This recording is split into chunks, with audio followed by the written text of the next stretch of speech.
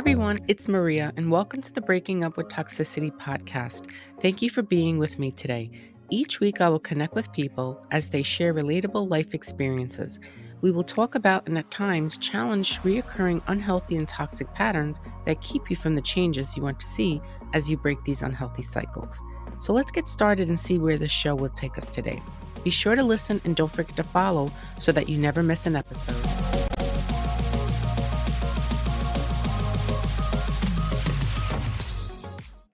In today's episode, we're going to talk about crisis that many families struggle with and live through. Right now, one of the crises is that kids and young adults are more depressed than ever. And there's a hard truth that most parents don't know what to do. Even with best intentions that they have, they may end up doing things that actually can make it worse. Instead of helping, they may minimize, panic, or shut down. And most people get it. When your child is hurting, it brings up a lot of fear, guilt, and even at times defensiveness. Parents think, well, what did I do wrong? What will people think? How do I feel? How do I make this stop? But those reactions often block the very connection that you and your child need the most. Today, we're going to dig a little bit into what parents can actually do and learn about what parents are doing, because breaking cycles isn't just about healing yourself. It's about helping your child not carry the same weight that you may have carried or continue to carry. So let me introduce my guest, Rosa, who's a mom of 3 teenage and young adults. And Rosa is going to share experiences and the story of her life and her family dynamics. Welcome, Rosa. Hello, how you doing, Maria? I'm good. How are you doing today? I'm fine. Good. So tell me a little bit about you and your family dynamics. Where are you from? Okay, my name is Rosa. I am from Ecuador. Okay. And you have kids? My first child is 26. My second child is 25, and the little one is 17. Okay. Now, have you lived here your whole life? Yes, I came to the United States 1985. Oh, so practically you've been here forever? Yes. Tell me, between what you know and familiar with and what you've learned here, what have been some of the struggles, and what also have been like a great learning experience to break cycles that maybe you didn't even realize you needed to break? How did you work through this stuff? I have never. I mean, I had my child when my first child was 17, and Hmm. I was growing. I was growing the same way my mom grew me up. Okay. The way you were basically you followed what you were familiar with. Exactly. Without Right. my mom raising me, all these things. And then when my daughter went into depression, she's she speak out and say everything. She did what? She speak out the way we treat her, the way we raise her, how we stop things for her. She was very close. I mean, she was always home. I would Hmm. not leave her to go outside with her friends. No, I didn't know. No, I didn't. Oh, well, that's a cultural thing. Did that apply for you when you were growing up? What was it like for you? Let's backtrack, because that's a Okay, good when I point was that you growing bring up, up. Yeah. when I was growing up, when I was 16, I was not allowed to give phone numbers, like no guys to call home, nothing, Mm-hmm. like no going outside, not enjoying your age, Mm-hmm. as you grow up, you have to be always home, from school to home, from school to home. That's right.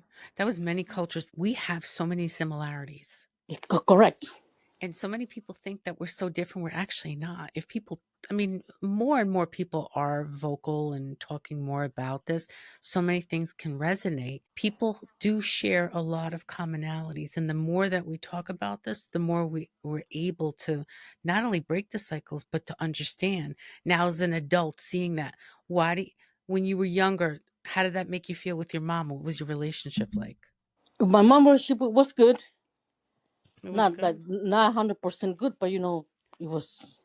Oh, what does that mean? We're gonna dig in a little bit deeper here. She was very. My mom was very strict. Okay. And what does that mean? That means you weren't allowed to go outside. Okay, so you went to school, you went straight home. Yeah, exactly. You I could took care of the house? not really. My little sisters, yes, but not like that. Like Oh, cook and stuff like no. okay. All right. Just But being home. That's it. Don't go nowhere from the home. Nowhere. So when you were younger, did that upset you or you were okay with it? I was okay because I didn't know, as I was 16, I was 15, 16 now. Okay. When you got older, how did you feel about it? I've when I was 17, I moved out of the house. You moved out. That's young. You moved out at 17? I was 7, 8, oh, 18, 18, and it was for me, it was freedom.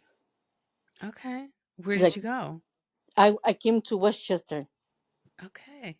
I live I live in New York, in Corona, New York. Okay. And you came up to Westchester. What made you come up this way? I run away from home. Oh, what was that about? This is interesting. I mean, listen, The- oh, you're you're comfortable only with what you're comfortable with. yeah, the reason I run. How you explain this? Sometimes it hurts me still Okay. because, well, I was going out with my husband. My husband went to went to my mom's house, Mm-hmm. my dad's house. We both, my both parents. Mm-hmm. And then that night he went. Then they didn't want him in the house. So he went to meet so your now husband Yes, wanted to meet your parents to let them know that yeah, you correct. were dating or he wanted to date you? Dating, we dating. Okay, you were dating. They didn't want him. They didn't want nothing to know about him, and that's why I think everything has changed. My two kids, they never grew up with the love of their grandfather or grandmother. So you left home Hmm. and what happened to the relationship with your parents? I separated them for so long. Oh, okay. How many years about? It must be 3 years or more. Okay. And then you all connected again? Yes, I connected when I had my third child Okay. because my parents came to well, but they came to see both of them, my grandkids, So to they came visit. to both kids, the Yeah, to first two? yes, but Okay. they were not that connected. Okay. So they just kind of like wanted to see your children, but they were never really part of their lives. Did that change at all throughout the years? Through the years, just when my little one was born, that changed a lot. Okay. It changed, but it was, well, for my two kids, it still hurts them, those things, but they don't know the situation how we went through. We have not spoken. We have not told the kids our story. Oh, so the kids still don't know the No, story I don't. The story between me and my husband, because I don't want my kid to be hating on my siblings or my dad, because my mom passed away almost Oh, 11 I'm years. sorry. No, it's okay. It's fine. Sometimes when we start to question, the choices that we're making, do you ever think about sometimes when you think you're protecting somebody, you're actually hurting them? Yeah, Yeah. because that's what my kids. Well, my two kids say. Why I have a nephew and a niece. They Hmm. were very close to my grandparents and my sisters. To your grandparents or to your parents or to your I mean, to my parents. sounds like you leaving home, possibly you're somebody who broke cycles. It wasn't okay with you. You wanted to be with your now husband. Your Yes. parents didn't agree. And did you ever find any sort of peace with your parents because of that? Do you Um. understand where they came from at all? There was one month before my mother passed away. I Mhm. remember she called us, my husband, everybody, and she was saying to him, "I'm sorry what I have done, everything, all the Mm, things I have done." But when she was about going to die, things were getting better that time, okay. because he was getting closer. If I goes to visit my parents in New York City, Hmm. he will not go in. He will go to the park or to his sister's house, like that. Your husband. Sometimes people don't like hear they only knew what they knew, but there's a truth to that. Hmm. And people sometimes can be so critical and they don't know how to handle, they don't know how to work through and how to deal with what's been done to them because there's so much hurt and pain. They Hmm. get stuck in the hurt and pain, but trying to understand it. Knowing what you know today, why do you think that happened to you years ago? What was going on with your parents? What do you think? Maybe they were. For me, I think is they didn't want him because he was not an alcoholic. He will drink. He will be drinking like Hmm. Saturday, Sundays like that. But he stopped drinking almost 23 years ago. So that was one of the main reasons I why the think I family. think that was the main reasons. Okay. So they didn't want to accept him because they thought he Yeah, had an alcohol problems. alcohol problem, Yeah. which in turn means they didn't want you to have what? Tell me. What? Maybe they don't want him to suffer. Go all those Yeah. yeah, suffering. Right. Suffer, go through pain, Yeah. go through maybe financial hardship, whatever it may be. Hmm. They only knew how to react. They didn't know any Yes. better. If they Hmm. could do it better today, I mean, let's Different. right. Hopefully, that's the goal, right? Because Yes. that's your goal to do it different than what your parents Yes. did. The- Now, let me ask you this question as we lead up to, get into your family dynamic. What are you doing different than your parents did? what I'm doing now different. Yeah, with your own family. Well, as a mom, I made mistakes too. The thing I'm doing now, I'm not doing the same thing I have done my kids when they were little. I'm giving more open space to my little one. Like she goes out, she has her time to be at home. Hmm. So she has a curfew, but she does Yeah, get to go out and socialize. exactly correct. Okay. What about the other two? The other, they're big. No, but when they were younger, I'm saying They will when they were younger. They will not go out. they wouldn't go out. Is that No. because you wouldn't let them? No. What? So you followed your mom's footsteps back then. Yes, correct. That's And it. why did you do that? It's okay. You want to know something? I did the same thing. Not with my daughter. I mean, I'm not laughing at it. I'm just trying. It's like a little, like, It's kind of break memories. up a little tension a little bit. It's like, Yeah. wow. And if I knew what I know now before, everyone says, most people say that. It's like, Yes. I used to do that too. Like, I wouldn't let my son go out when he It's was in middle school. exactly. And he asked me, I was like, no. And my only good reason was like, you just can't. But I didn't have a good reason because Or I sometimes couldn't do it. it's like, oh, I don't want you to be with your friends because they smoke or whatever. Right. I Yeah, want you exactly. to be safe. Or they go to town to smoke. You don't know what they smoke. Cigarettes. Well, it's all a matter. That's what I was getting to. It's like you want to protect them, but how you're Mhm. doing it, you do what you're familiar with. You did what you were taught and was done to you, thinking that it's healthy, even though you knew it wasn't healthy. But Yes. you're thinking if I change it a little bit, it'll be healthy and it'll be okay. Yes, because my little one does not know how we have not hear her for so long. My little one, like with no bell. I mean, no punishment. She don't know what is that. Yeah. Most Yeah. people during that time, that was Yes. so normalized. People who are not taught how to work through their emotions and frustrations tend to have a high tendency of doing that. Little Yeah. by little, they learn it's not okay. It's your fear. It's because I don't know how to work through this. Or Just like when react. yeah, well, you overreact, but you also don't know how to handle it. It's like, whoa, my kid wants to go out. That's all they're asking, but I don't know how to believe where they're going. I don't know Mhm. to believe if they're not going to do anything wrong.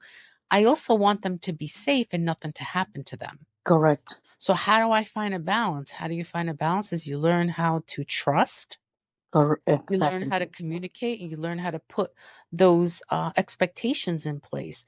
I don't Mhm. always like the word boundaries because sometimes I think they're a big problem. People like to abuse them. Mhm. It's like you disrespected me, you violated a boundary. Sometimes we take it a little bit too far. It's about learning that healthy balance. So your first two kids had a very different upbringing than that's usually how it happens too. The first one usually has the most challenging. And Correct. then the second one, not as much, but they still do. By the time the third one is, you just kind of like, yeah, whatever. They're gonna do. More easier Yeah, it's to easier handle. because you learn. Because the first two are helping you break cycles. Yeah, And that's what sorry. no, That's no, what go ahead. that's what my two kids told me once. Do not do that mistake you did with us. Okay, with That's the what I don't remember. young one. Yeah, with a young girl. Well, here's a question for you. Now, it's okay if you don't know the answer because people don't. So Okay. we live in a society that's complicated. A lot of things are abused today. Like I never want to speak for somebody of what they feel is traumatic or abused. Mm-hmm. It's up for them to know what it was, what it is, and how it's impacted their quality of life and what they need. Mm-hmm. Now, there's a difference between dysfunctional and abuse. Do you know? Have you ever heard that? And do you know what the difference is? The abuse means when somebody's going to do something, want to do something, hurt you. And the other word, I have no, I don't know. Okay. It's Mm-mm, okay. no. Okay. So many families are dysfunctional. Many. I would say very, I don't want to put a percent because it's like, Don't oh, put that it. therapist, we're all Or dysfunctional. you Well, put I it got how news for you. A lot of us really are. is that like not in balance? Well, dysfunction does hurt people. So dysfunction means like a family system or in a relationship Mm-hmm. that doesn't function in a healthy way. And Okay. it can be like poor communication, right? Mm-hmm. Unhealthy patterns, lack of boundaries, or like an emotional immaturity to it. Okay. It does not always involve intent to harm. That's the key word you want to remember. Mm-hmm. It's also it's most of the time it's people that are repeating what they know and coping very poorly and avoiding their emotions. Mm-hmm. So, for example, parents that never talk about feelings No. and they put stuff under the rug. Like when there's a problem, shh, don't talk about it, put it away, okay? Mm. Or like say your husband or your wife or whoever it is who shuts down emotionally instead of working through the stuff, they Mm-hmm. shut down, they go away and you just never really Or, address it. or they run away, like you want to say.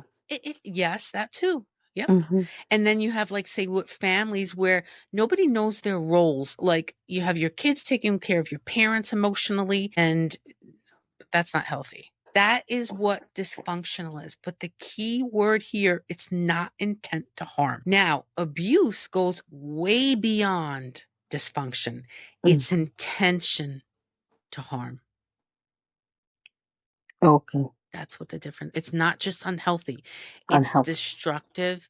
Okay. It's psychological, it's power and control. So let's say you have a parent, Mm-hmm. for example, who constantly threatens and physically hurts you and they belittle you, or your spouse who isolates you from people, controls all the money, you have no control over anything, verbally attacks you. That is abuse. Now, let me say something about the things that I just mentioned. Can someone who's dysfunctional do similar things like that and it not be abusive? Yes. So sometimes it's not always clear, but most often, there are more families and relationships that are dysfunctional than actually abusive. Okay. Dysfunction is generational. It's taught from Yeah. generation to You know, generation. Abuse goes a little bit deeper and then we start looking into like personality disorders and certain personalities are more prone to be abusers. mm-hmm. So that's the one thing where I wish people would really understand more because if we understood it more, then we would see that there really is more dysfunctional family dynamics. That's why educating yourself is so important. So when Correct. people go to therapy, there's like, even when with my clients, I have like literally, it's almost like a checklist that I've developed over the years working with Mm-hmm. people. And to me, it's so alarming when I have somebody that comes to me and they've been in therapy before and I ask them like three questions and they don't know the answer. I'm like, wow, this is not good. Mm-hmm. Because we have to be careful with our assumptions. And if we don't understand the dynamic of a family unit, right, in addition to someone's diagnosis and their symptoms and thought patterns and various other things, it's so hard to break these cycles and get healthier for everyone to break cycles. You did by the time your third child was born. Correct. What challenges do you find that you have with your first two kids? My challenges. Yeah. like to get close. I mean, my challenge is right now is more with the first child. Your first, what's that the biggest challenge there? What's going on there? I want her to be more positive, to the, to do not give up on herself. Tell me a little bit about what concerns you. My daughter is very weak. She, she gives up very easy. She lives in the past. She don't leave the past behind. It's for her. It's too hard to push herself forward. Okay. How long has this been going on? He's been going on for years.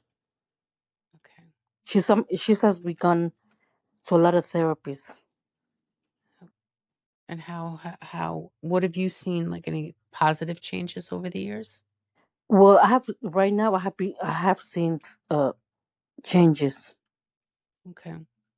in the good way. What are some of those changes? Like she goes to walk. We are more close. We are more closer to her.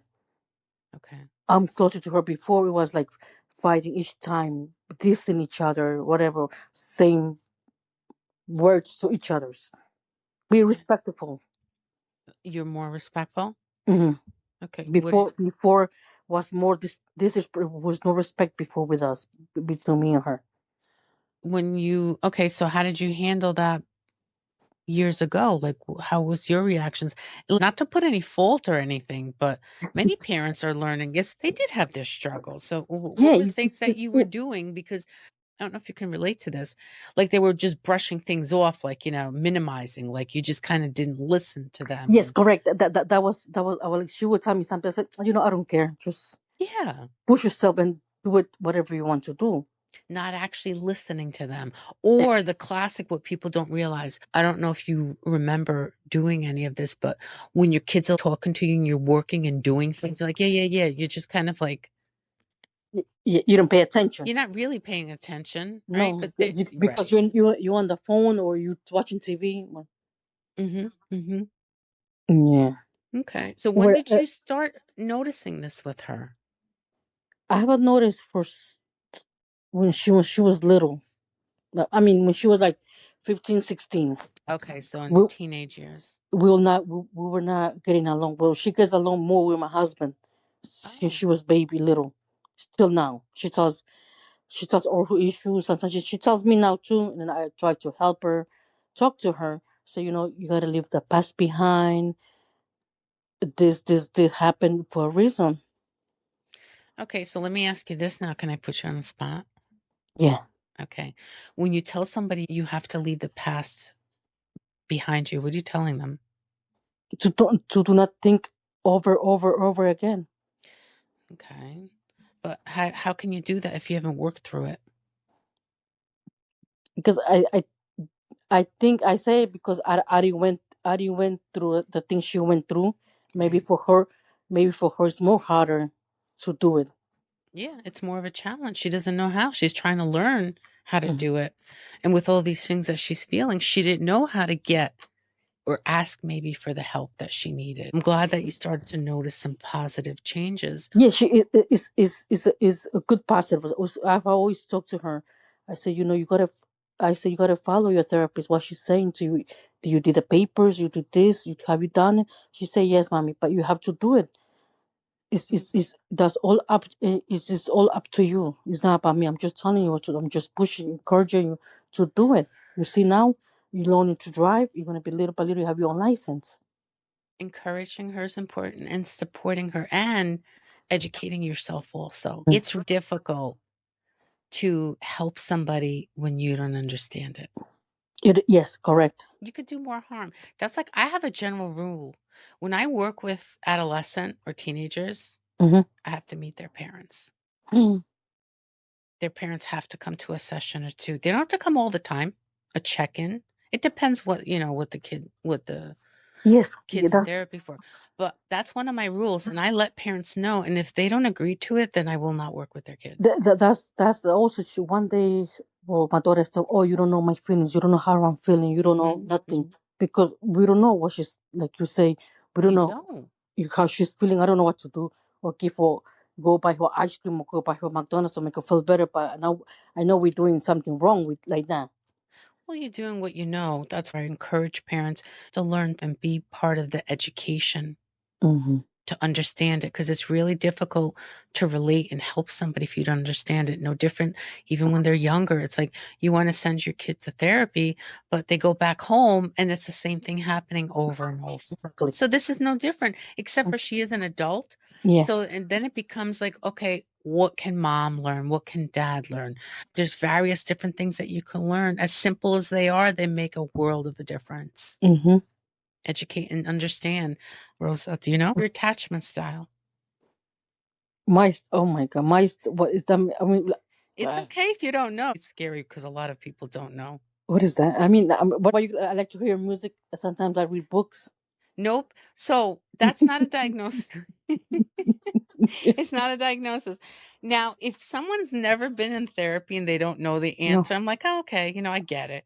I never been, but they told me. I mean, well, But when my daughter's going through depression for many years ago, she told me, "Mommy, go to therapy, go to therapy, go to therapy," and I never listened to her.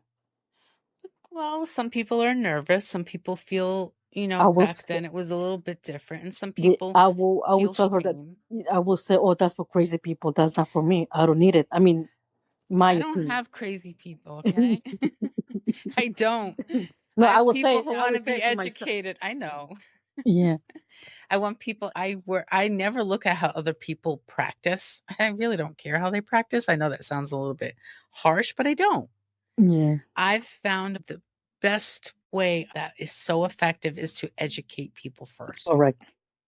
It makes a difference. When I ask that, that's one of my many questions that I ask people. It's like, what's your attachment style? When you've been in therapy and you don't know the answer, that's alarming because Oh, when you hear people who are having conflict or issues or tension in their relationships, even with your own kids, hmm, if you have an avoidant attachment style and your child has an anxious attachment style, you two are disconnected and you will have a problem. oh, wow, People are like, oh, how could you say that? That's so negative. No, it's true. it's true. Because you have one person who is loner, independent, the Hmm. other person who needs constant and a lot of validation, very clingy, needy. So you find them annoying, they find you cold. That's true. Yeah. So when people don't know this, it keeps a lot of tension. Now Hmm. add into do you know if depression runs in your family? No, I never asked my family. Well, I mean, did you ever recognize? No. Okay, because there's certain signs. We're not talking about when someone is upset over something. Someone who has the common signs of depression are they're usually very, very sad most of the time. They can get very irritable and angry a lot of the times, Hmm. and they feel worthless. Like there's a hopelessness to them. Hmm. And there's a lot of guilt and shame and self blame. And they really lose a lot of interest in activities and things that they used to do. Now, depending which depression it is, this could be just a temporary. So most of the time they'll sleep a lot. There's not a lot of motivation, Correct. appetite, Or they will be in a dark space. They want the room or everything dark. They don't want to do nothing. Not the even. noise. But that could also okay. So depending what it is, because there's a lot more involved here, but Hmm. that could be a sensory. So when they withdraw from family and friends, right? They don't want to go anywhere. They don't want to do anything. They're Hmm. tired. And then there's very serious signs, self-harm or suicide, if they talk about that. And then just talking a lot about death. Now, Ex- however, on the other side, when you have someone with untreated high severe anxiety, they can kind of pass with this very similar symptoms. hmm. Did you recognize you didn't have a lot of contact with your parents? Usually with diagnoses, it is genetics. It's It could biological. be. Oh wow. It is. I don't know if you, if your husband, but No, I don't know because I was very well, no, I don't have like I have a connection with my dad, but not it's not like 100%. It's not like like depression for him. no, I have not. No, I have no, no, none, no. seen those things on them. I have no clue because I was not with them a lot of times. Okay. There are things that can overlap for it, but only like a therapist or psychologist or psychiatrist can, Hmm. diagnose, because sometimes even with anxiety, even though it can push you way up, it can also push you way down with the fears, and the fears can be similar But yes. to the depression. So when people are like, oh, they're so depressed, they don't want to go out. Well, that doesn't mean that they're depressed. That could mean that they have a lot of social anxiety. They worry about what It could people be, think yeah, about it's them. true. But yes, correct. So it really does depend. So in the past, like, what things have you found to be effective to help her? The way to help her, I haven't. Well, I talk to her in a nice way, like advising her what to do to like to go out more often with us. You encourage her to get out? Yes, like I told her. I told, for example, for this Saturday, we're going to Massachusetts with my little one. She wants to go with her cousin. I said, let's go. She's like, I don't know. She just, let's go. Let's go. We're gonna be doing here. I think like she's anxiety to be with people. It gets her nervous. Okay. So that's another thing. That's where communication is very important. Mm-hmm. Communication, learning how to talk I and what, it makes a difference in Mm-hmm. what people are able to work through and what they actually will resolve. So Yes. when we speak with you and why, people tend to get very defensive, like, you always do this. Why can't you try for me?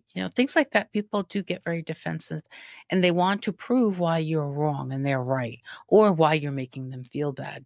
Instead, learning how to address it, like, I'd like to know how I can help you. I'd Mm-hmm. like to know the steps that we need to take in order to, work through this. Or what is it that you worry about? What is it that it feels like to you? When you ask questions like that, people will let their guard down, feel a little bit more comfortable, and be able to tell you as they learn what is it that they're feeling. Because sometimes people don't know. Mm-hmm. They can't even put it into words. Yes. So there's different ways. You just Oh, have to find what's best for you and your family. correct. Do you ever feel that you make matters worse? Mm, probably yes. Okay. Well, that's honest answer, and I think many of us can relate to that. Do you ever recognize or ever think about trying to recognize your own unhealthy patterns? Yes, You sometimes. do? Yes. Yes. Okay, well, on that note, Well, we're going to leave it for another episode, because we're going to start to learn about what is it that you recognize about your own patterns. It was a pleasure speaking with you. thank you I very look much. forward to the next episode. In this episode, we met Rosa, a mom who wants to learn how to support her oldest daughter through her depression. What came to light is that Rosa also has her own work to do, acknowledging how her daughter's struggles may be connected to Rosa's upbringing and her complicated relationship with her own parents.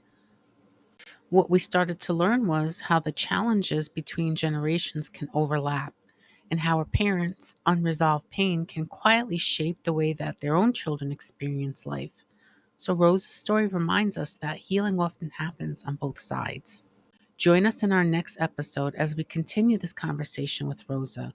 We go a little bit deeper into the patterns she's beginning to recognize, and we explore how she's taking steps to break these unhealthy cycles that have carried throughout her family.